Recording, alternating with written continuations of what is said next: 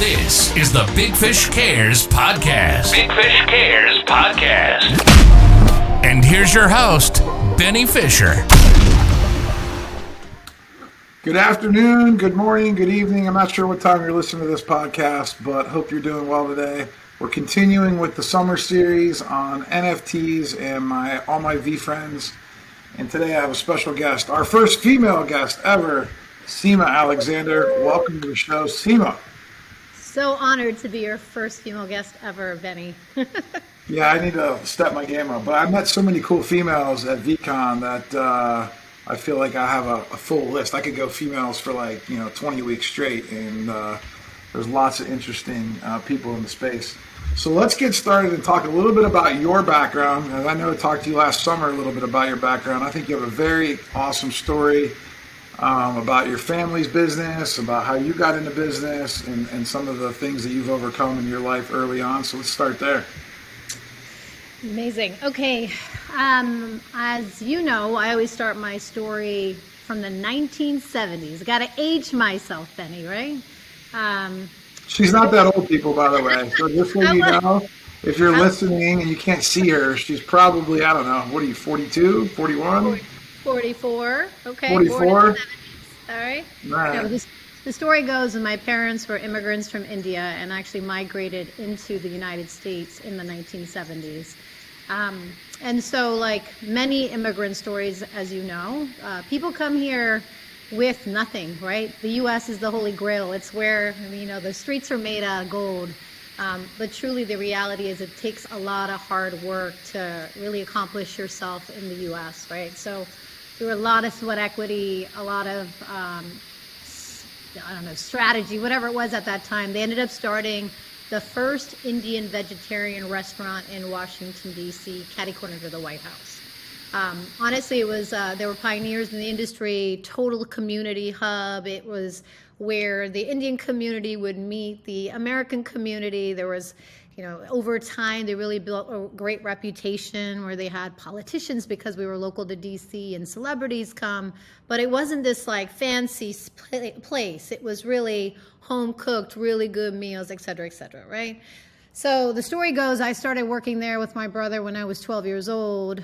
Small business, as many of you may be listening in, have been part of, it takes a lot out of you. You're everything to everybody, janitor in chief, if you will. The company and the businesses, they expanded for a while, and then about 20 years in, it went from doing extremely well to close to bankruptcy. And I think I was 15, 16 at the time, where I started getting calls from the bank, and they were going to foreclose on our house, and everything little by little started to fall apart, right? And I didn't really understand at the time, but at that point, the business is closed. My parents ended up getting a divorce, Wow. and much more happened in the interim. But two things I'll share. I started to understand when a CEO or a business, when they're doing well, there's just a different level of confidence, of swag. You live your life differently, right? But most businesses actually are not doing well, right? And so when people look at entrepreneurs, they get excited, and they're so excited about the passion around it. And trust me, it's what I do for a living. I love it. But the reality is, most businesses, because of the way that they're set up or whatever it looks like at that point, there's a lot of implication when they're not doing well with finances, confidence, relationships, self-esteem, all of that, right? And so I went on a little journey to really understand why businesses fail and why they succeed. And I spent the last 20 years kind of focused on that. But after college, I actually ran away from everything entrepreneurship. I wanted New York City. I wanted to be a Fortune 500 chief marketing officer. And I spent about 13 years, I would consider an anomaly in my generation in corporate America, in one company, and that was Prudential outside of New York City and in New York City. But what was cool about that, Benny, is I always came into any opportunity with a consultant sort of strategy mindset. And so I had opportunities to work with 2,500 financial planners and agents, as an example, where they were a commodity in the marketplace, but my job was to get them to look unique in the marketplace, to help them really build their practice and look different than everybody else, right? And build out their expertise. That's hard in that business too, right? I mean, like, because like most people think investment people, insurance people, real estate people, it's like they're doing the same thing over and over again. How do you get them to stick out? How do you get them to be different, especially in a New York City, corporate America type of setting?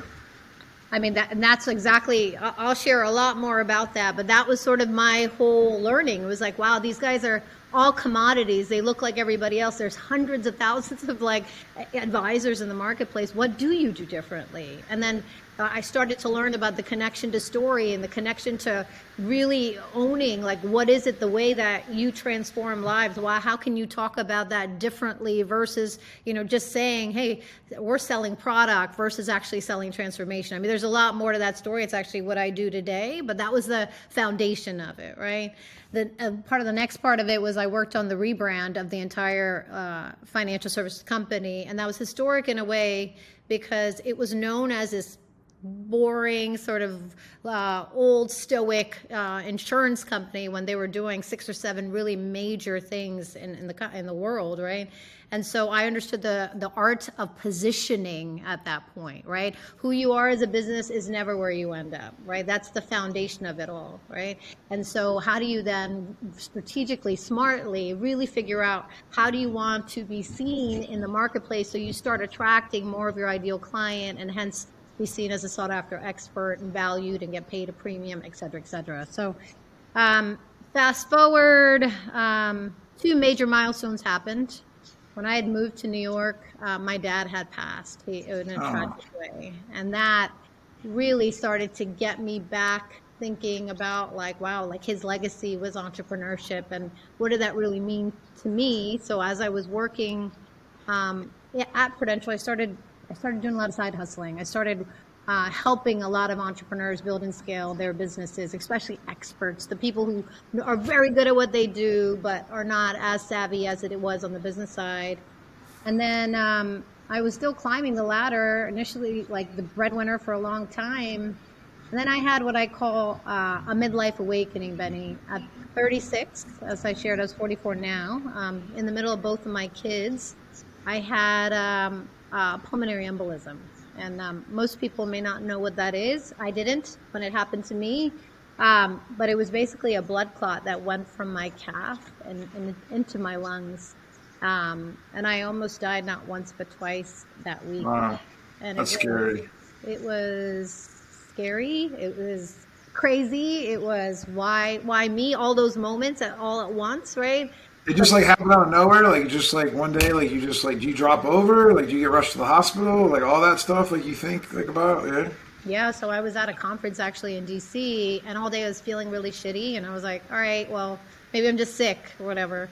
I ended up going back to my hotel room, and as I'm literally trying to put my head on the pillow, I physically could not breathe, like physically could not breathe. So I jump up, and I'm like, okay, what the hell was that? And it happened again. And then I was like, something is majorly wrong. I can't so I ended up having to take myself to the GW hospital. By the time I got to the hospital, the pain was, and I had already had a baby. So if like any of you are on the call and understand the pain of that, it felt like you were having major back contractions. I couldn't even get inside the MRI machine. It was that bad. Wow. It was crazy in that whole thing. And this is kind of what I think a lot of people may go through. When I finally got settled 2 or 3 days later, I wasn't really thinking about what just happened to me. I was thinking about, I got to go back to work. Like I felt the guilt of being.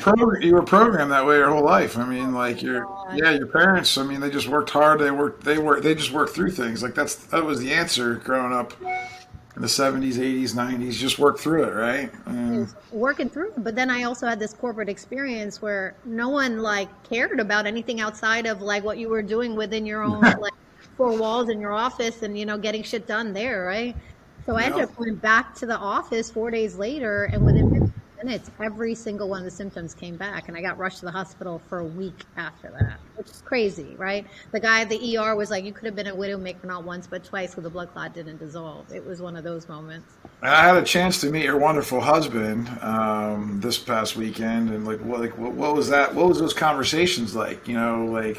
when that happened, because that had to be scary for him too, because you had one daughter at the time, right? Yep. Yeah, we didn't know what we didn't know, right? And I think what happened, of course, he was just like, are you, trying to take care of me, all of that in those moments. And it's funny. I'm glad you brought that up because I haven't thought about that in a long time, right? It's like, I know my process, but he was really scared, right? That was the reality. We were in this together. We were building together. And wow, what if one of us was gone? Like, what does that even look like, at that young age, Yeah.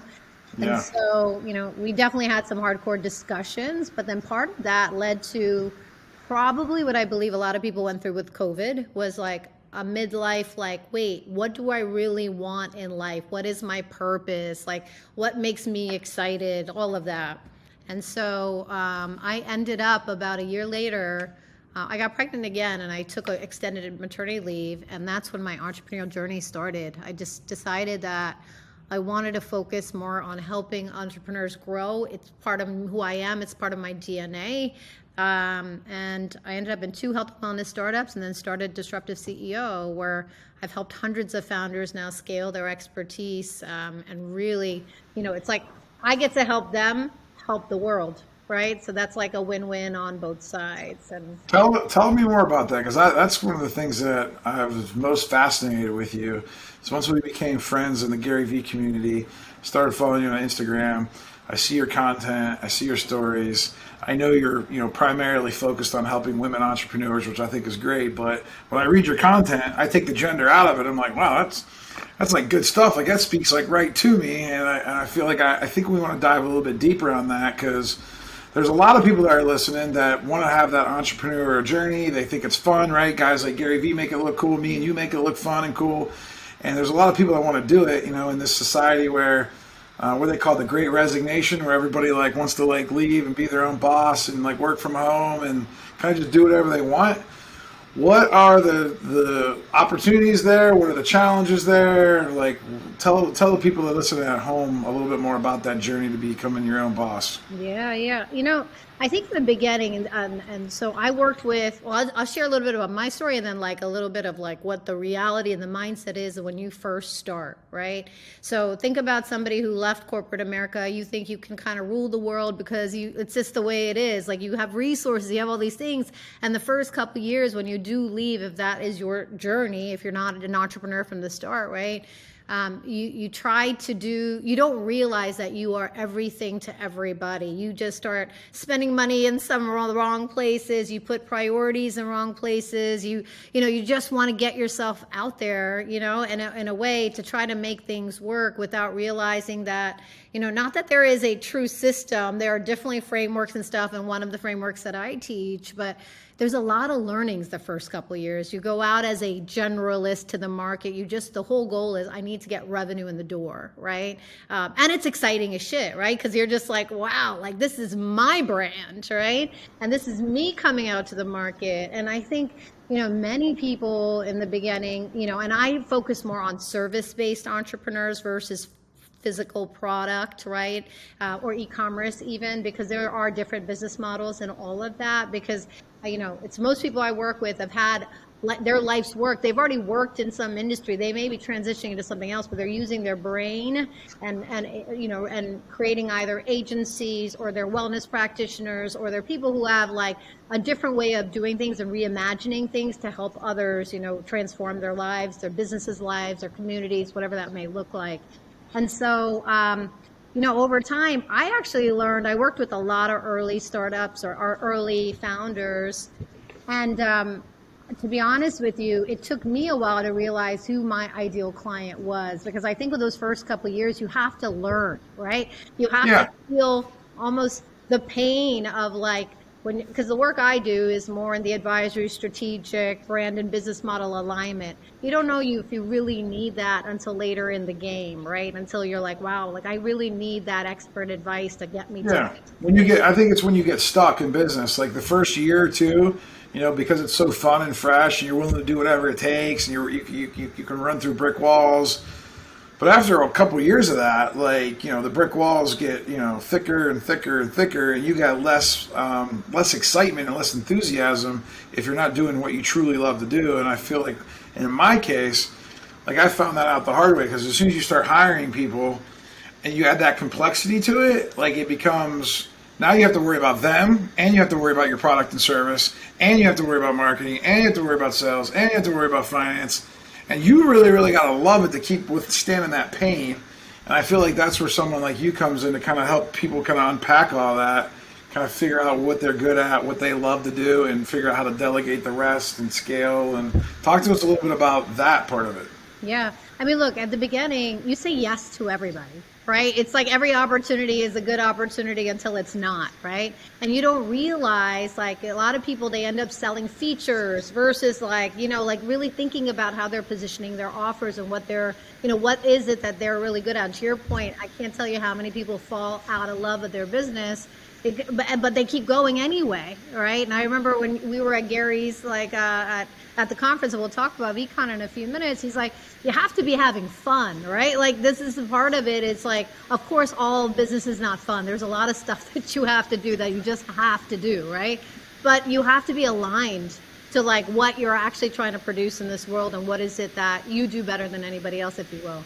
And so, there's two actual parts of the business. So my expertise comes in repositioning brands, right? It's like you are at that stage where you have learned a lot of lessons, but now, they talk a lot about, hey, you got to work on your business, not in your business. For me, I get really annoyed, upset. I don't know what the right word is when people say that, because I'm like, man, these people are working so hard and doing what they know best. They don't understand what that means. Give them something, right? So over the years, I started seeing, wow, there are all these like early stage business model planning, guides and lean, the lean method, or the MVPs, all these things early stage, right? Then there's like, if you're trying to scale, people talk a lot about people, process, technology, all very important. I know you're familiar with EOS and you love that amazing framework. But what I've always seen is like, there is this middle ground that people need to make decisions on, which is around, what is it that's actually working in your business, and what's the business model, and then how do you align your brand to it? So by the time you try to bring in and recruit people and you're really scaling, like you're at a place that you have clear vision. You are clear on who you serve and who you serve best. You are clear on how you do it uniquely and different in the marketplace, right? And then all the amplification comes through that. So over the years, I came back and I said, man, Seema, you've learned a lot in the last 20 years. You've worked with so many people. What are the things that make the most successful professional services companies, or the most successful expert companies out there? And so I came up with my concept that I teach anyway. I just packaged it differently, called the unique method. And so the unique method is 6 steps that I teach, both from you could be in a company that's going from lifestyle to growth, and those are larger like engagements where myself and a team are really helping you reposition your company. And then I run an all-female CEO accelerator for expert CEOs, which I love. To your point, like I have an affiliation with females because I feel like women work they play big behind the scenes, Benny. Like they're doing a lot of things, right? And they're, some may be mothers, some may be taking care of in-laws, some may be doing all this stuff, but they're also running their business, and they're doing it, and they're doing it well.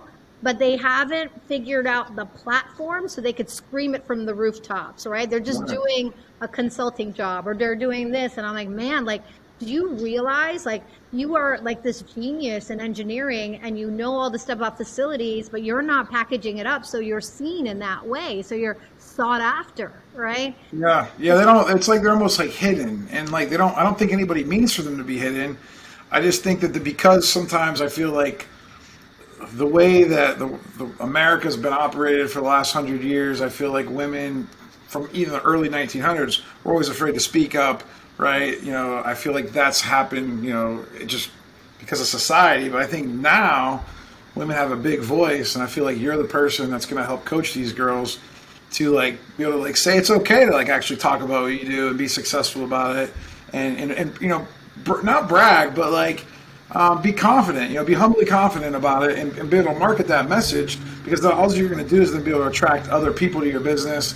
You're going to be able to attract other business partners. You're going to be able to attract more customers.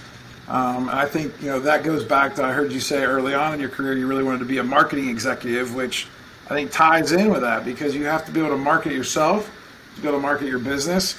Tell me what advice you would give to anybody, female or male, that's thinking about stepping out from the corporate world or their day job and like going into entrepreneurship? What kind of skills, what kind of traits should they have, and what should they look for before making that jump? Because I don't think it's for everybody, right?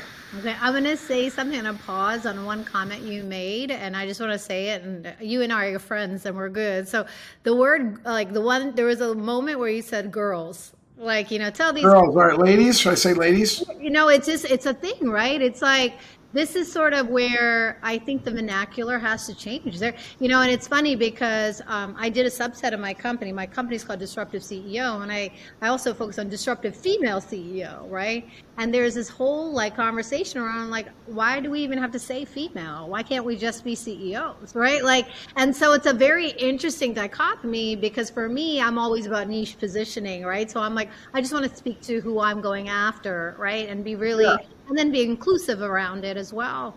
But it is these little nuances that, especially as we get into the NFT conversation, that I'm so blown away, because it's like everyone's on the same level playing field. Yeah. A lot of that.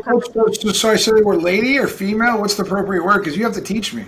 Yeah, it's and with, to be very honest, with the fluidity of gender these days, I'm also learning, right? And I think that's also the beauty of like having these types of conversations, because I would say female for me, right?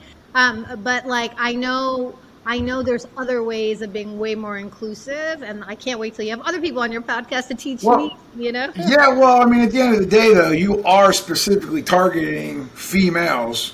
So, like, for me to differentiate, I mean, I don't think that there's a problem differentiating male and female. I don't want to say boys or girls. I mean, I would say, hey, let the boys go do that. You know what I mean? And I talk like that just because, I don't know, maybe I'm in the Midwest, and maybe it kind of just, I would say that about boys, too. Versus males. Like, I would never say that's a male CEO. Like, I would say that's a guy, or that's a man, or that's a boy. I don't know. Like, no. And obviously intentions mean a lot, right? And I think anybody that knows me deep down inside knows I don't have the worst. I have really good intentions, but I am trying to figure out like what that looks like, because I do see all these different things that are happening in society, and I don't really pay attention to the news that much anymore. So I don't really keep up with some of that stuff that's going on, because I feel like I can get sucked into the vortex.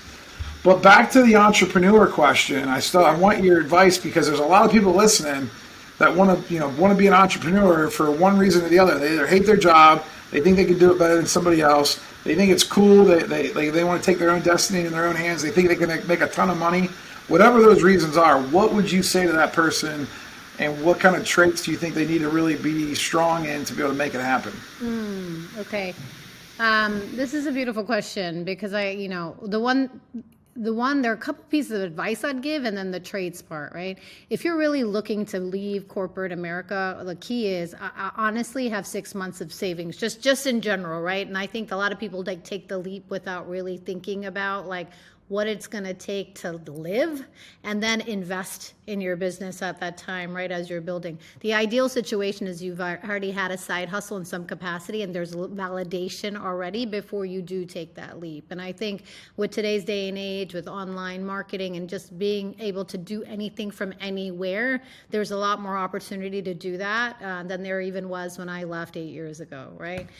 In terms of traits, look, I think at the end of the day, what I find the most successful entrepreneurs, and successful means different things, right? It's not that everybody's making millions and millions and millions of dollars. Successful also means that you're living a lifestyle that you really want to have that balance, that you're like, you can make a couple $100,000 and be good, or even less if that's up to you, right? But you're living the life that you actually have time to do the things that you're really, wanting to focus on, that are outside of whatever that may look like. So let's start with, I think, passion, and just like the key is like, I always tell people, like, when you're, I give them actually this actually could be something I give away, but it's a little framework. Give it away here. Let's go. I might give it to you guys, because if you are in this situation, Their questions, I think one of the things that I always get told that like I ask really good questions. And the reason I ask those questions is because you really need to think about why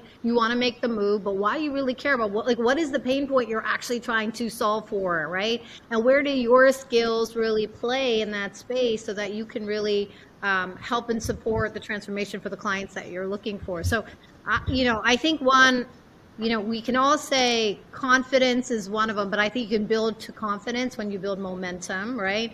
I think that being an independent thinker, but also collaborative is very important, because when you leave corporate America, you do not have support, guys, and as an entrepreneur, right? It's you, and sometimes you don't have your friends or family support either, because they think you're crazy, right? Think you're crazy. They're like, why are you leaving the 6-figure job to do what? Where is that coming from? And honestly, there are people in my programs that are earlier on, and what I love about them is they're so excited. But for me, it's like, I want to get them early momentum, because once you have that, then you can start to build, right? If you're flailing the first year, it's scary, right? It gets scary. And this is when you had this crazy level of confidence leaving corporate America, and all of a sudden you go inward and inward and inward. And then you almost like, who is this person? Because that's not really you, right? Because you have to put yourself out in a very different way when it's your own thing. And the difference is, and I think people do that, Benny, when they know their platform. That's the key, right? Because when you're going out and you're trying to just be like, oh, I can do this and I can do this and I can do this, because they don't know what they don't know, right? Then it gets lost in well, what do you really do? And what do you really do well, right?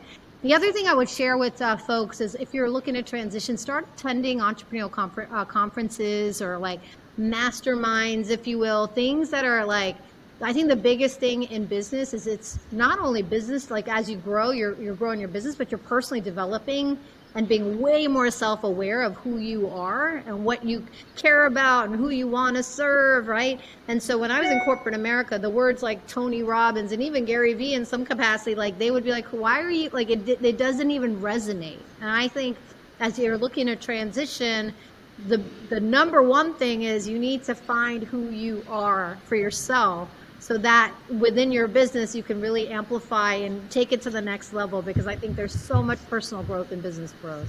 Well, that's like a whole other podcast, trying to figure out who you are, right? Because that, for me, I remember I didn't really do that until after I was an entrepreneur and I got stuck. I think it was my third time getting stuck in business that I'm like, all right, well, there's got to be something wrong with me. Let me go do a deep dive on Ben Fisher and figure out who am I? What am I really good at? What do I really love to do? Because business, I got to a certain point where it wasn't that fun. On the outside, it may have looked fun on social media, and it may look good for everybody else because I was taking, I was still taking my normal vacations, driving my nice truck, but there's sometimes internally inside of you, just like at a regular job, where it becomes not fun anymore, and it becomes you wonder why you're getting up to do this every day.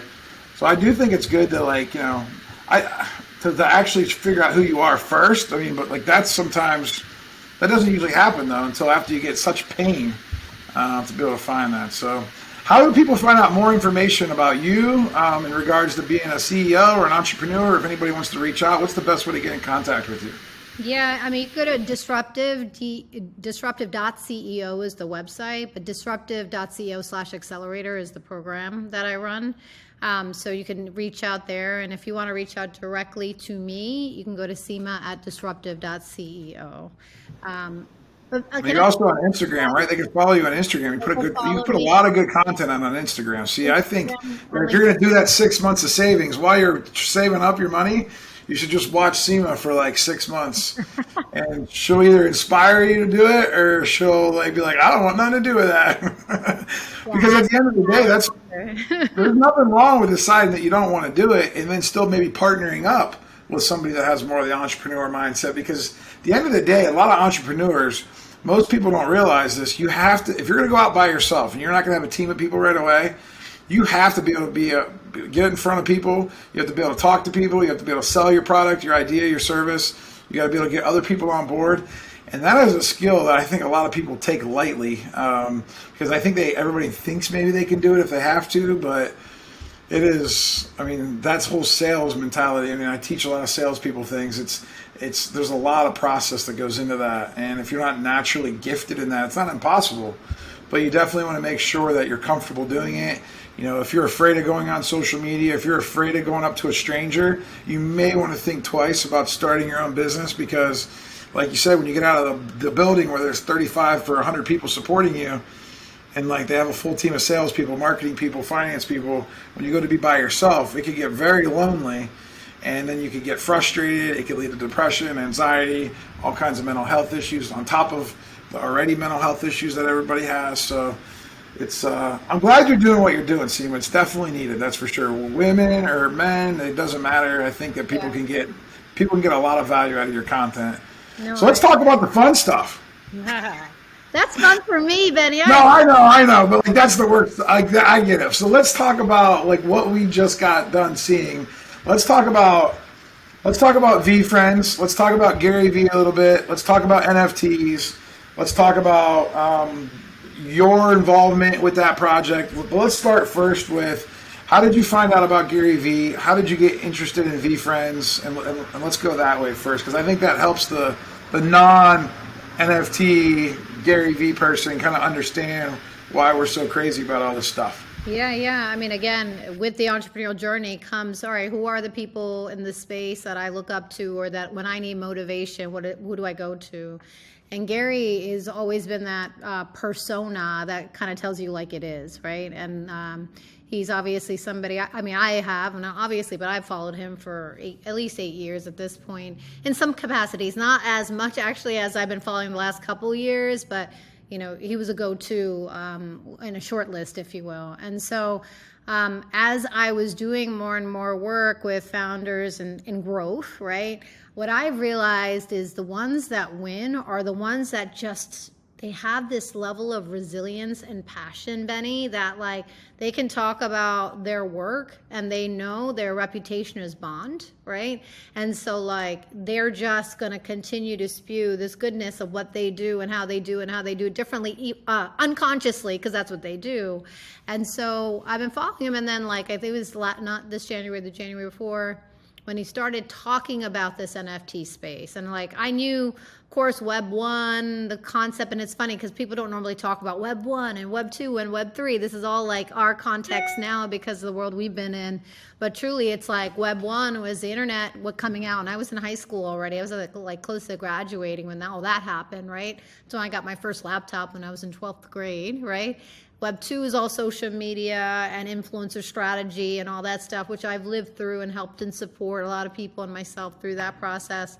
But Web 3 and this whole world of crypto and blockchain and co-creation and NFTs, and I'm like, what is that? Like, you know?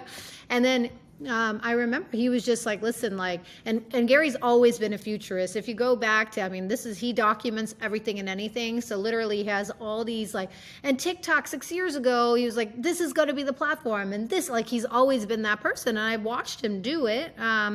And so when he started talking about NFTs, I was like, all right, this is something I'm going to listen into. And he started talking about, you know, this is an industrial revolution. We're changing the way that business and business models are done. And I'm a business model geek, like, you know, because that's a lot of what I do. So I'm like, I wanted to understand the applications on different businesses. And of course, this space started with artists, and then his vision around VeeFriends was incredible, because as he's talking about what he's doing, I was like, man, this brings all his life work together, right? It's like he was a collectibles guy, he was a, you know, obviously a marketing agency and digital guy. He has this whole passion around, you know, looking at the world differently with, you know, he talks about 12 and a half character traits, but you know, he has 274 characters. I want to make sure I said that right. I can't keep up. I don't know for sure, but something like that. Between 250 and 300 characters he's trying to develop. Yeah, and you know, when he said it, I'm trying to create the next Disney, and I'm trying to get people to think differently about gratitude and empathy and about being tenacious and ambitious, but that doesn't have to be an asshole thing, like, you know. And I'm like, man, that's like who I am as a person, like, you know, and it's kind of what I preach too. But what he's doing is taking it to the masses in a very unique business model, unique way.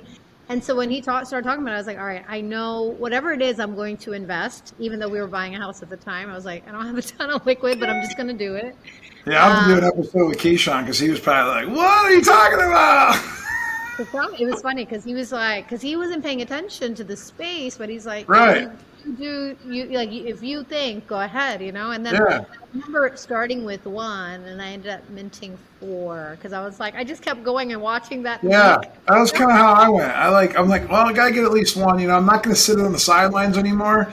I'm gonna actually participate. They kept referring back to the 90s with Amazon and Apple and all this stuff, and I'm like, well, I didn't have any money back then. And I said, not necessarily that I want to just go burn a bunch of money on this NFT stuff because I had no idea what it was. But like you, I bought one, and I'm like, I saw some sitting there, and I'm like, man, you know what? That FOMO started kicking in. I'm like, just grab another one. Oh, I'll just grab another one.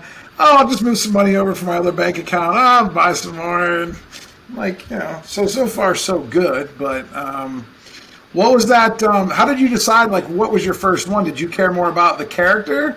Did you care more? What was your first token that you bought? Empathy Elephant Core.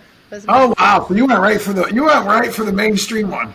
Well, I honestly, if you looked around my house, we have a bunch of elephants everywhere, and it's sort of like a symbolism of our family. And I'm Hindu, my husband's Catholic. We're not very religious, but Ganesh is like a figure for me, and it's about moving in front of obstacles. He's the one for me, right? Idol in a way, but it was bigger than that. My kids, we just have a thing. So I was like, elephant and empathy. I mean, God, I'm a empathetic soul. I was like, this sort of works. So that was the first, and that was after the countdown happened, but it was more expensive than many, right? But it was something that I just knew.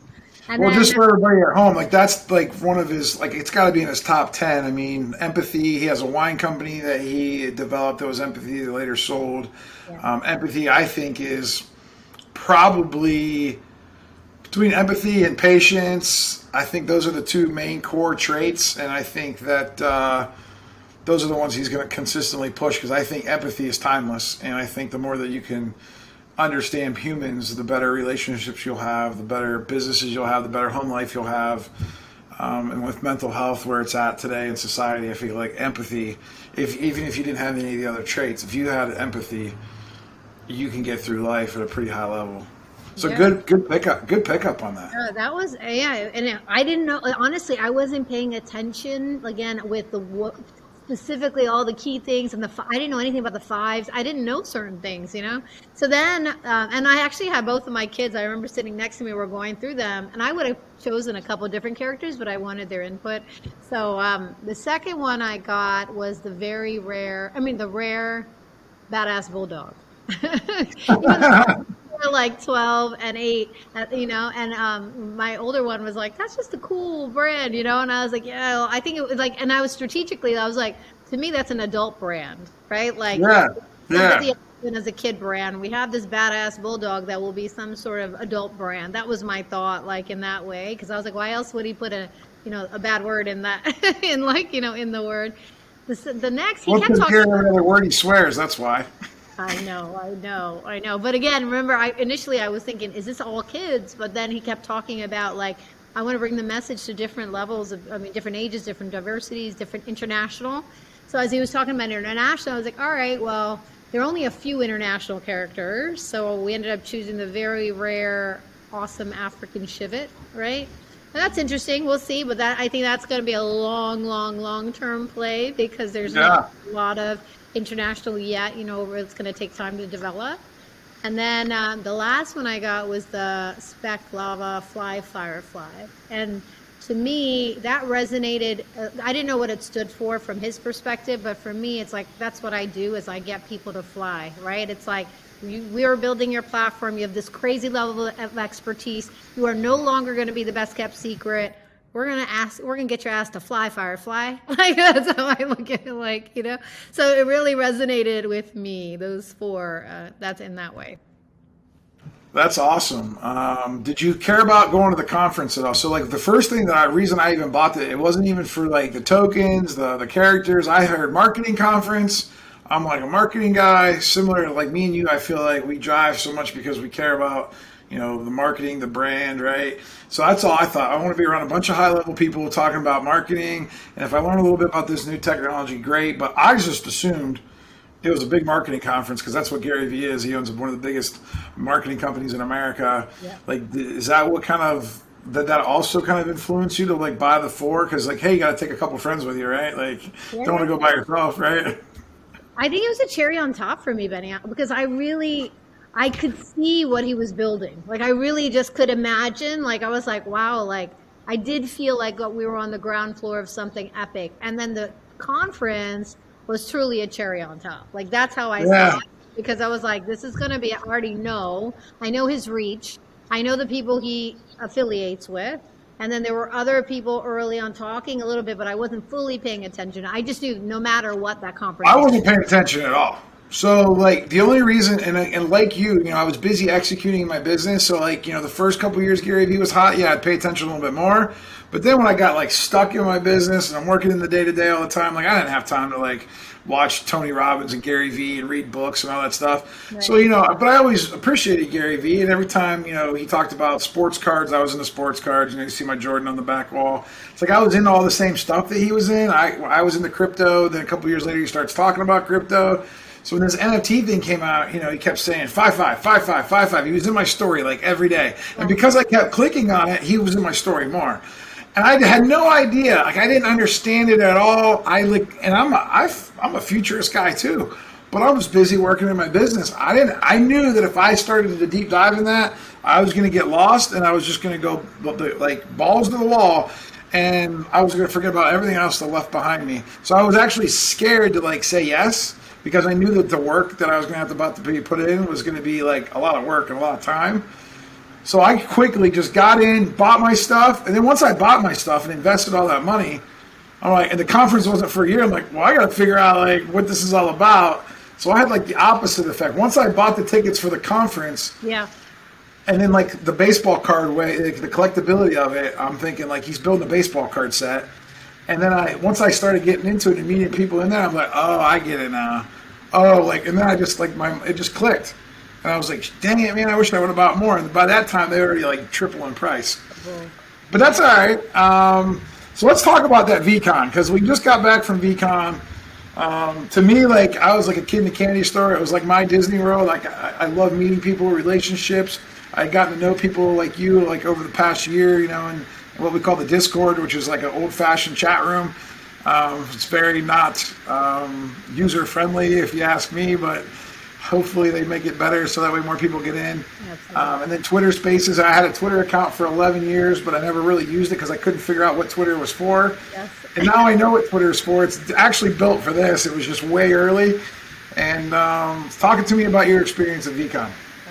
I mean, the key of all this, right? It was like, all right, we're investing in a project. I knew that. I always in my head is this is a long-term hold. I don't know much about anything, but I know this is not a short-term thing. The second thing, to your point, was this conference. But the beautiful thing that occurred was the community. Holy crap, Benny, right? Like to your point, I was never on Discord. Then there's this like, it's a gaming app that like you build communities off of. So then I started to build like friendships. I think Anthony, I don't know if you know Anthony, he's in the Spec channel too, but him and I were on Instagram and somehow the empathy elephant came up. We both were like, oh my God, we both own empathy elephant. It became my friend, right? Like it was just like an instant thing. And then like they had an initial meetup during New York NFT NYC last year, right? And so I went, and I literally went for this meetup. I didn't even go to the conference at that time. And then it was like the people that I'd met, it was like hugs and hello. And, of course, we're also in the middle of COVID. So what a crazy moment to actually be in front of people. Yeah. But then it just started building. I went to the Miami meetup during the Art Basel NFT conference, and and then I was also in other projects like World of Women and other things. And it was just like I kept seeing the same people or building others, or like as soon as you said VeeFriends, it was automatic, right? And like this is a year and a half, to your point, of like communicating and talking to people. VeeCon comes to play, and there are two things that happened. One, it was like I already knew the magic of the way, like, you're going to just see people like that. I already knew, but I knew, but I didn't realize, like, literally I'm walking off the airplane with my husband. I see a guy in a Bored Ape Yacht Club sweatshirt, and I'm like, VeeCon? And he's like, yep. And like, instead of just being like, hey, Daps, like, we go in for a hug, Benny. Who does that? Oh yeah. Oh, lots of hugs. If you're not hugging, man, you're not like you're not one of us. You're not, but it's crazy because what's the beautiful thing that Gary Vaynerchuk did, and he already knew it because he told us in the beginning, community, it's going to be the community, guys, is that he brought all of us together who have shared values. And when you're building any community on shared values, yes, there are flippers in the game and other things, and of course, like new people coming in, but if they really pay attention to what this project is all about, it's that. So I know you and I, we just met like 6 months ago, but we were fast friends. I met my girlfriend, we were fast friends. Like, fast friends. That's it, right? And my husband. The core values, we didn't have to. It didn't take us 5 years to figure out whether we like each other or not, because we're all kind of like, and we talk about this in business a lot, right? Yep. Having a set of values to kind of live by, hiring around them, firing around them, training around them, coaching around them. And if I think more people will realize how important values are, they'll understand that that's how you figure out who your tribe of people are. And that's how you can create almost like your own bubble to where, like, you can be surrounded by positivity and optimism because everyone else around you is, I didn't hear anything negative. I kid you not. Maybe the only negative comment I heard is we had to go up all those steps, but that's just only for the people that were out of shape like me. Other than that, man, like, it was amazing. That was an amazing trip. I love the fact that we brought our significant others, right, which aren't as involved in this space, and they got to see firsthand how awesome the people that we hang out with on, like, the computer really is, right? I thought that was important. Absolutely. So what really stuck out for you? Like, what in terms of, so we know the community is sick. Like, it is what it is. It's only going to get better. That's the beauty of also being early in the space and, building early in the community. What stuck out for you? What was like those moments? Give me a couple of moments for you that were like, wow, like, could be content, it could be experience. Well, I think, the first 2 days weren't even really the actual conference. It was all those satellite events that community leaders have kind of put together. And the fact that people that don't even really know each other were able to throw a party and people showed up for them, and and it went off without a hitch, really. They were all successful. The fact I want to talk more too about the group of women that you've established in the, is it called the VeeFriends women group? V women. Yeah. So, like, there's like six leaders, right? 6 women leaders that are kind of like started that project, or like, I don't even know if it's a project yet, but it's a community inside of a community, right? To get women more, more out there, to feel a little bit more confident, and because we're all starting at the same level. Right? Like, this is almost like the world started over, and this is a utopian society, and we have a chance to do it right. That's right. And I think that everyone's doing it, but we're all starting at the level. It's a level playing field. Like, it doesn't matter, if you make $2 million or if you make $20. Like, we're all starting at the same level, and we all have to build this thing together. And everyone's going to have different strengths, different weaknesses, different, like, things that they want to do. And we're all. I think that first VeeCon is kind of like, all right, let's just get to know who's who. Let's figure out what everybody's all about. Let's see if there's any synergies. Because I definitely think, there's companies that will be forming. We call them projects in the NFT space, but what they really are companies. And there's going to be a lot of work that goes behind companies, as we know, because as business people, like, that's its own struggle in itself, even with perfect people, right? And of course, none of us are perfect, which almost makes it more challenging, because it's like we're all so nice, but nice guys always don't do well in projects or business. Nice, and his strategy associated. So, like, my hat has been on this entire time to be like, okay, so where are you guys going with this? And what does that look like? And I know that people are having meetings of, like, a lot of people, and I'm like, this is good, but it gets to the brass tacks, right? And so you have to go through that process. That's why early on, it's like, this is a very collaborative space, which is also a beautiful thing. And I want to address 2 things you said. One was the utopia of, like, literally we're all learning together, right? And that is where women and, however you identify, whatever gender you identify as, right? It does, like right now we're all like, if you understand fundamentally this is an interest in your, like in some capacity, we're all at this level playing field. I think the problem is right now that we're a very small percentage, what we're considering calling the uncomfortable early adopters, right? We're uncomfortably early is what keeps being shared, which is a good thing in some capacity, but the goal is how do we educate more women, more people of color, more like just in general, everybody, right? Like to come into the space because it is small right now, right? And that's where things can start to shift in one way or the other just because people don't know what they don't know. And for us, when we started VeeWomen, it was actually only 6-7 weeks before the conference because we were like, there are a lot of women coming to the conference that are individual by themselves, never met anybody. They may or may not be a part of the communities in terms of like having at least one friend. And so we wanted to find a safe space for women to come and congregate and just meet each other before the conference started. And what it ended up being was a beautiful thing because it's a very inclusive event. 50% of the people there were men, including you, Benny, who was probably one of our number one supporters. I mean, Benny came out with a camera and documenting and share. I mean, and that is the beauty of this, where we're like, we say M3N, like, men in the Web3 space or whatever it looks like at this stage for all of us, because you run a roofing company, I run a strategy and growth company, right? But like, we're in Web3 in our own way, right? Yeah. As investors, as enthusiasts, eventually business, I'm sure, right? And so like, it is, so that's the thing right now. Education is Gary said it multiple times over too, right? It's like, how do we get more people educated so they are starting to feel like this is an interesting space? There's a lot of transferable skill, right? But even if you're just an investor, enthusiast, whatever it is, it's that I think is all of our responsibility to start to support that. Well, I agree with you. I think it's definitely challenge. You have two challenges, right? You have the first challenge of like getting people onboarded to even be interested in NFTs because it's a scary word if you don't know what it is. We're on the very early, uncomfortably early, as you say. As time goes along, more people will hop on, but it's like, I think people are more scared than what they need to be scared. I don't think that everybody that I met's just a regular person that has regular information or has regular knowledge. I mean, yes, of course, there are going to be some people that are super techie and are going to know a little bit more about the fundamentals of that, but that's no different than anything else. It's like, I drive a car. I don't know how they built that car. No idea how they built the car. So to me, it's like, it's just a fear factor of like, we have to be able to break that wall down and then realize it's like, cool. It's like, we can start fresh with new ideas and we can try to build something together.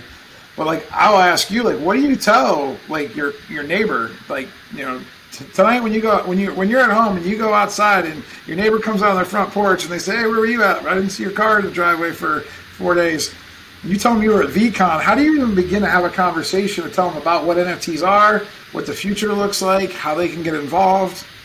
Yeah, it's a great question. What again, as who I am and what I'm trying to absorb right now are different use cases in business so that this can start being more layman, and I think that's part of the problem. Well, the first thing I think it was Pharrell, maybe. I don't know if it was we had some incredible speakers, and we should get into that, right? That the community is one part, but what Gary and his team brought together for us were front runners in the space and entertainment and in business and other things, and how they're leveraging NFTs.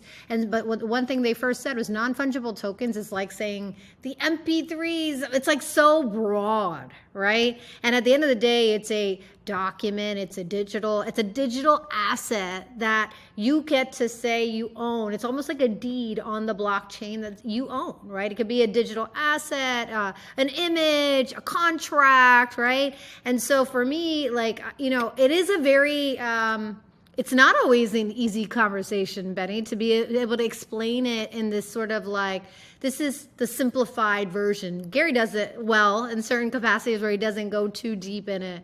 But I try to use cases. I share about the VeeFriend model and what that looks like. I share about, I'm familiar with Proppy, which is it's the first real estate NFT project. And what they're doing is like, I'm like, you know, have you ever been in the situation you're buying a house and you're signing millions and millions of documents, like you feel like you're signing your life away, and every step of the way with your lenders and your mortgage bankers takes forever? All the stuff that they've done is now put everything on the blockchain, so your identity is clear already. They're doing all these checks already, your background checks, so that process is just that much more seamless, right? And that's a completely different use case than what Gary's doing. Yeah, less middlemen, right? Like the whole idea is the creators have more control, more they actually get the value of what they actually are doing. I think, we talk about empathy, we'll tie this whole thing together, is once you can understand where a person is in their current state, what they like, what their interests are, and then once, like us, as people have been in the space for a year and a half, can understand like 5 or 6 different use cases, you can apply one use case to like that person, depending on where they're at, to try to kind of bridge the gap simply because it is so vast that that's the exact opposite of what we teach in business, where you need to be really focused so you can be clear and understand it. I usually like to use a sporting analogy with like the Super Bowl and how the NFL, has a brand, and then they have a big event and there's 60,000 people, but each ticket is its own ticket, row, section, number. But then there's always a piece of artwork on the ticket. So there's the collectability, there's the utility of like going into the stadium, right, scanning it. Then, there's the value of it up front, which is like a $5,000 Super Bowl ticket because that's just what it costs. But then, after the event, 20 years from now, if that was the greatest Super Bowl ever played, because you own that ticket, you could sell it on eBay. We have OpenSea as our eBay for NFTs. And then what happens is we can sell that, and then when we sell that to somebody else, the NFL will actually still be able to get a little bit of a portion to put in their coffers so they can develop even more utility, more of a marketplace. And it kind of just keeps that chain, and it's instant. So nobody has to worry about people stealing their stuff. Nobody has to worry about fraud as much. There's going to be lots of good and bad that come in the NFT space that we all have to watch out for. But there's lots of good and bad now in the regular world.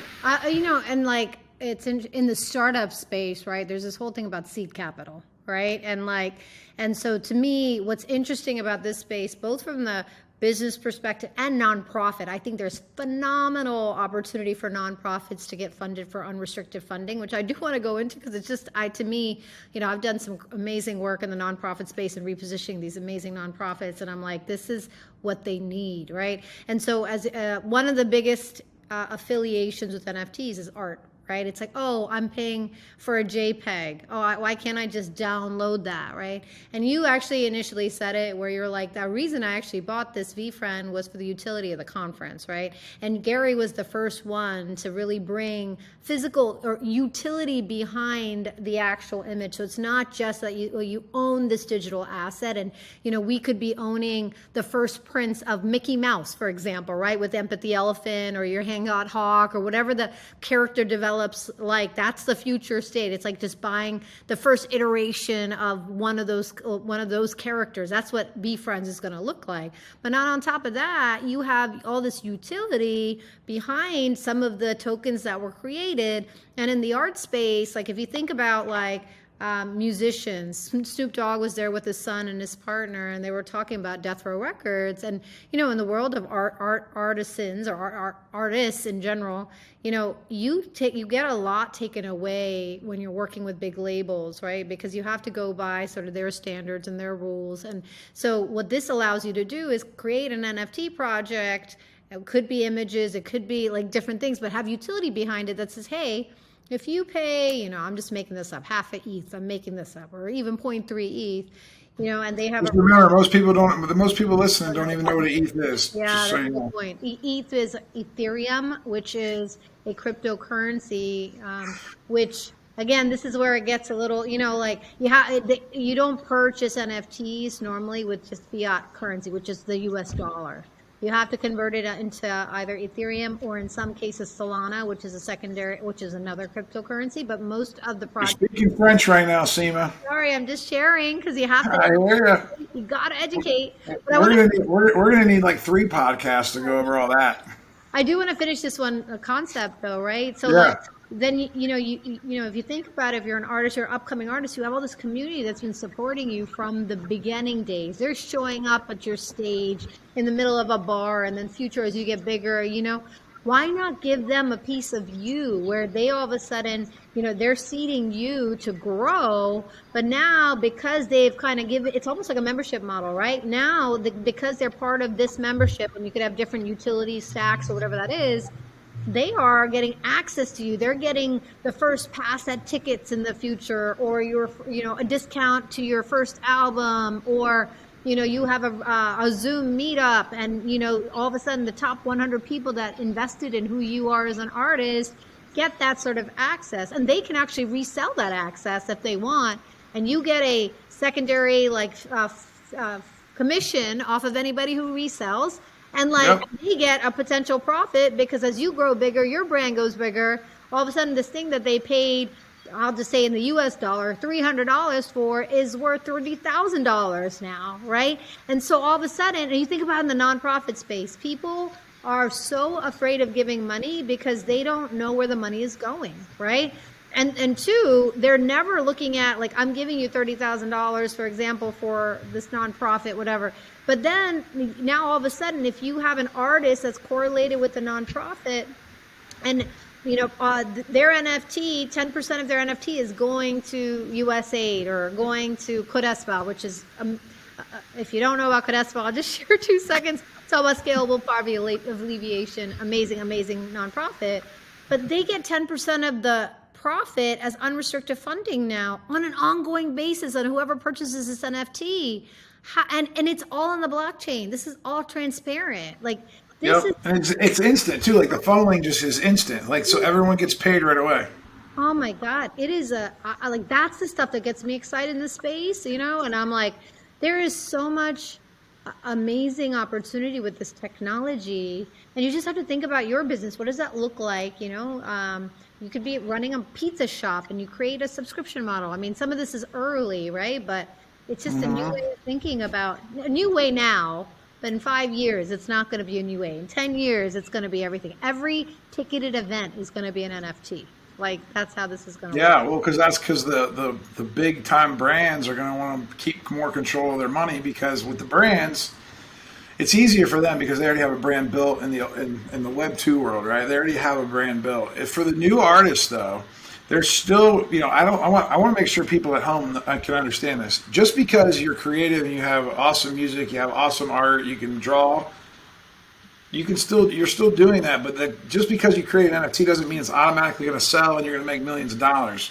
See, I think there's a misconception, because I've talked to a lot of artists where they think as long as they make an NFT, they're going to be rich. And I keep trying to tell them, no, you still have to sell it. You still have to market it. You still have to build a community around it. That's what labels do, right? That's what record labels do. Record labels build a community for you because you're the artist. You're not the community builder. And I think that, record labels and agents, they get a bad rap. But they wouldn't be around if they weren't needed, from the beginning. I think once that people get super successful, they kind of forget that those agents and those record labels actually were the reason that people got helped.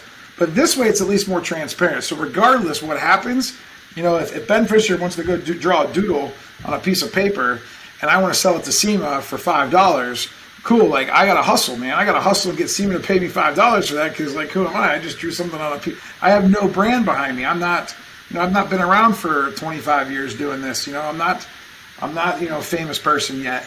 But when she does that, and then I keep doing that, and I keep working and working and working hard, I can either call a person I don't know, just give me, and I can call an agent to say, hey, listen, for some reason, my $5 drawings aren't selling. Can you help me? And now I have to give that guy who's going to try to help get me my word out and the community built, I give him a little piece, but I can do it through the blockchain to where all right, this is what he gets. This is the agreement. It's all transparent, and then it happens in perpetuity.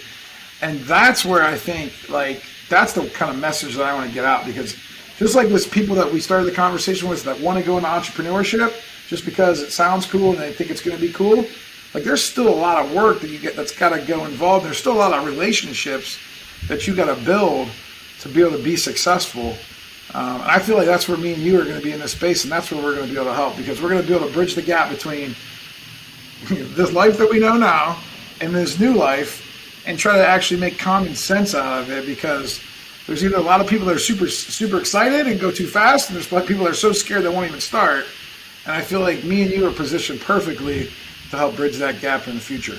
Yeah, no, I love that, Benny. I mean, it's interesting because I feel like, you talk about perpetuity.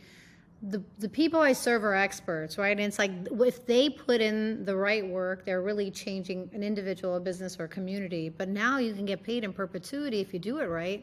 And to me, that is such an interesting concept, because because people take 25 years of their life experience to give somebody this advice or this strategy to really help them grow. But that's a priceless, that's what changes people's trajectory in life, And anyway, so I agree. I think there is an opportunity between Web 2, Web 3, the reality of the way entrepreneurship is done today and what that technology is going to do in the future, to be that bridge, to be able to position people properly, to give them an understanding of what these business models look like. And that's definitely a passion of mine. And as I learn, I will teach and preach and create programs, and I know you will too, and we'll probably do things together. But this is an interesting space. One thing I did want to share is about education, Benny. Like, I think where I learned a lot, of course, you can be part of any Discord community also, just so you know. You don't have to be purchaser of the NFT. You can get into the VeeFriends community by going to Discord and looking at VeeFriends. World of Women is a great project. I mean, there's a lot of great projects out there. But Twitter, they call it crypto Twitter now. It's kind of funny. To your point, Benny, I never was on. I mean, I had an account, but I never really used Twitter until this Web3, this whole world. And now it's just, I go on to Twitter Spaces. I'm participating in some, but I'm listening in a lot. And you can just you can search NFT. You could do it. And like, between that and Clubhouse, these are free resources. And Gary also put out a ton of amazing content. If you go to VeeFriends on YouTube around how to create wallets, what's Ethereum, what's an NFT, all of that. So there's a lot of free information out there that I do want you guys to. Tons of free stuff. Like, you don't even have to purchase one thing, and whatever you're ready to like dabble, just go super slow, take your time, keep working your day job, keep making that income coming in, stack up that cash, especially in these economic times. And, right now I think you can, if you wanted to get into book games, I think you can get into book games, which is an NFT project through Gary Vee. I think you can get in right now for like 0.1, like $200. Yeah. Which, it's like, instead of going out to a restaurant with, 2 or 3 people, you can say, cool, I want to invest that in one book games token, just get your feet wet. And if you really want to dabble and get crazy, you can buy a VeeFriend 2 for like around $1,000 right now. And I think VeeFriend 1s right now, the cheapest ones are like around $17,000 to $20,000. Yeah. As we record this, with the way the price of Ethereum is around $2,000 for an Ethereum, and I think you can buy a core VeeFriend right now for like 8 or 9 Ethereum. So, all good stuff, Seema. I know we're gonna have you back on the show. You offer so much, context with the past, the present, the future. I feel like you're very common sense. I feel like that's really needed in this space, because there's a lot of cowboys and cowgirls. Or cow ladies, there's a bunch of, it's the Wild West right now. It is. And with that comes a lot of excitement, and with all that, also comes with a lot of heartbreak and turmoil and a lot of misinformation.